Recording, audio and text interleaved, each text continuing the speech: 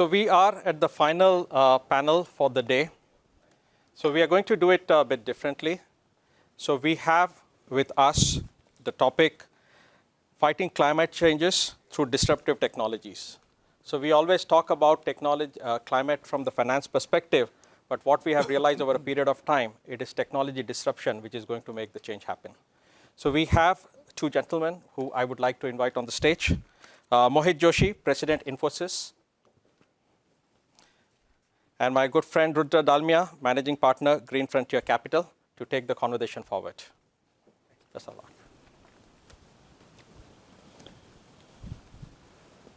lot. All really emptied out after Sadhguru, huh? We're doing this for TV. Hi, good afternoon, everyone. Pleasure to be here. And welcome, Mohit. Thank you for joining us. It's good to see you guys. Thank you for staying back after, I thought, a very inspiring session by Sadhguru. Yes.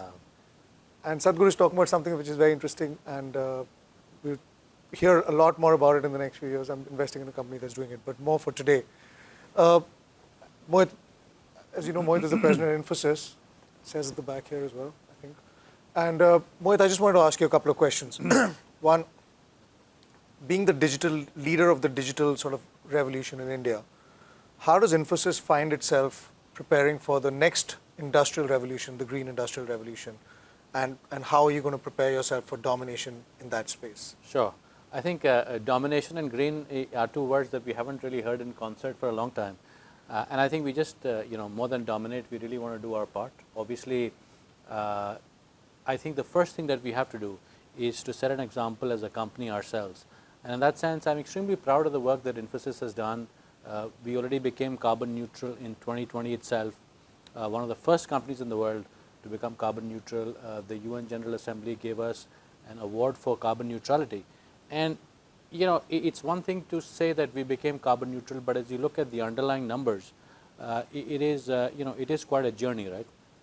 It's a journey we've been on since 2009.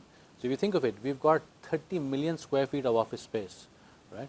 Out of which 25 million is LEED platinum, right? The highest level in terms of energy efficiency.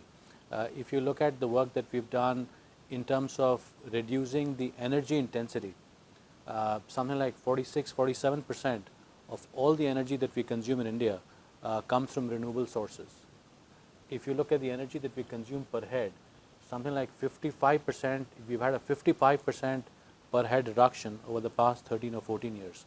So clearly, in becoming green ourselves has meant a journey. And now elements of this journey is what we want to take to our clients. How do you use smart spaces? How do you, reduce the resource intensity of your businesses? How do you use emerging technologies like the cloud to become more green? How do you collect a lot of the data that is required to figure out, how you are on the path to climate neutrality?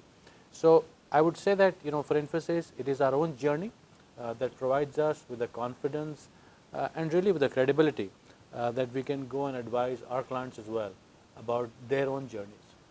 Amazing. So how do you see the role of cloud computing in this space in terms of how do you feel it becomes more relevant towards the green revolution? I think cloud is going to be a very important part. Look, cloud is a very important part of the digital transformation that we're seeing across the world. And in a sense, digital is also green, right? We're moving away from, from paper-based, more resource-based systems to more the movement from atoms to bits is by itself relatively green.